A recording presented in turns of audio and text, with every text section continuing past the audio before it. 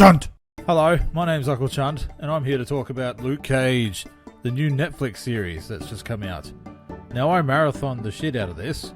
Now, before you go thinking that, wow, Chunt really likes a Marvel property, what's going on? Let's not get ahead of ourselves here. So I'm going to refer to Daredevil Season 1 a lot, because they're the really only two things that kind of are the same. Now, straight off the bat, I think Daredevil Season 1 did it better. Hear me out here. I think overall Luke Cage is a more interesting character, but the execution of the show just doesn't really give me that impression. Mike Colter, he did a really good job of playing Luke Cage, or Carl Lucas, whatever his normal name is. And that, for me, is probably the high point. Besides Shades, he was really damn creepy. Anyway, before I get ahead of myself, I can't help but think and feel that overall this show throughout all 13 episodes seemed a bit cheesy or corny. I don't know what it was. It just had this... I was expecting this really, dark, intense, kind of badass, kick-ass action series. I mean, the guy's bulletproof. He can pick up dudes. He's got super strength to some degree. And, there's just not really that much intensity. I expected a lot more. I mean, Daredevil Season 1 was brutal as hell. And I loved that season. Maybe it's because I had low expectations going in for that one and high expectations going into this one. I don't know. I can't really put my finger on it. The cast overall for Luke Cage was great. I really liked it. I couldn't really pick a fault in anyone. I just think this series is a little safe. I wanted to go a bit more brutal. I mean, it's in Harlem. It's in a pretty damn rough neighborhood. A lot of gangs and stuff going down. But it just seemed a little safe. I don't know how to explain it. We got the usual references to the rest of the Marvel universe, calling Avengers 1, that movie, that time frame, they're calling it still The Incident. I don't want to go into any spoilers or anything like that, but you hear Thor's hammer dropped a number of times, and Luke Cage being referenced to Harlem's Captain America, big green monsters and all that kind of junk. So, they're really kind of letting you know that, hey, this is in that world, yeah. And they even, drop hints to the other Netflix series so far. So it's all world building stuff.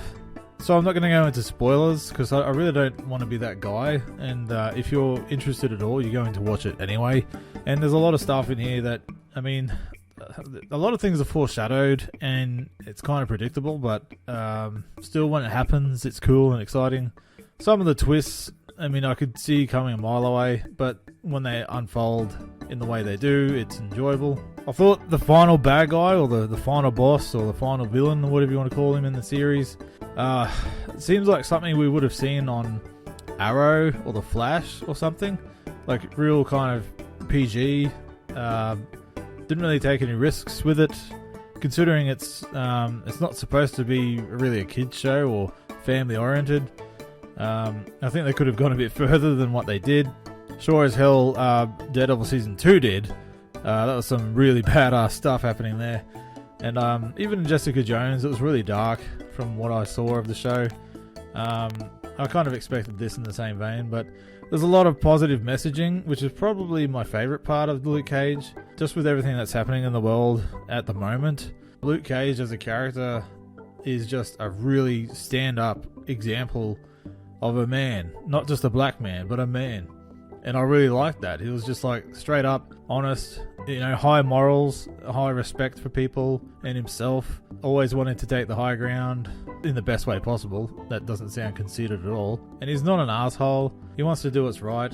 He's not your typical gangbanger. He's above that. He's just been wronged by the system. Just overall, I can see why. To be careful with what I'm saying here, just to be honest, he's a really good example for people in general, and not just black people. Just to get rid of that whole race thing. It's great to see like another hero like that, like Captain America. He's like the opposite side, but still on the same path. I really like that, as Captain America is my favourite through line of the Marvel universe so far. And it just makes him stand out more as a character amongst all the chaos and mayhem and the gangbangers and everything like that. He's just walking down, a bulletproof black man, doing what's right, what he believes, regardless of what the system says or threats him with. There's a lot of on-the-nose lines in this movie in regards to that type of scenario about a bulletproof black man. Without really getting into detail and spoiling things, just know, like, with all the events that's happening right now, you'll notice it when you hear it. And I think the show is very self-aware in that regard. As I said, this is all positive stuff. I'm not going out of my way to bring negative connotations to this. I think it's a really positive message, and I like the character. And this series, overall, made me enjoy the character even more. Like, I appreciated and respected what the character was before I saw the show. I knew him, I was familiar with the character. But afterwards now, I think, yeah, like, I'd like to see him in an Avengers movie. That'd be great. And there's, you know, he's... Of course, all these actors do say they'd like to be in the Marvel movies. But Luke Cage, for one, I think he could be a good replacement for one of the other characters that might get cycled out. I would love to see that. Mike Colter, he's enjoyable on screen. He's a big dude.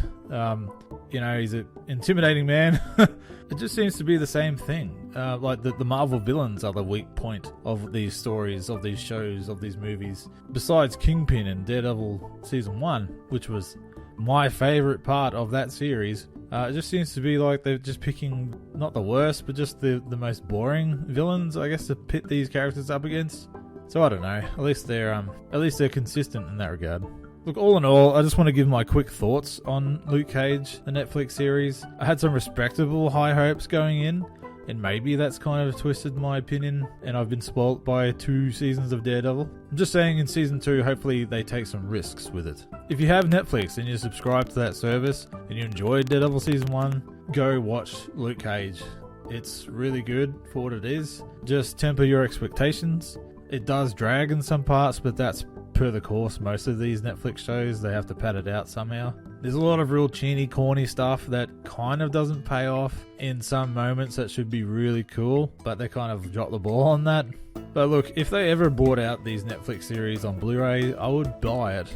I would. I would probably watch through it again, because some of the characters I really enjoyed, and some of the story beats I really liked. I think they nailed some of those smaller areas. Just overall, the package just didn't really quite hit it home for me. So let me know your thoughts. Have you seen all 13 episodes of Luke Cage yet? What did you think of it? Let me know in the comments below, and we'll have a conversation. Until next time, my name is Uncle Chunt, and toodaloos. Oh, yes, Uncle Chunty.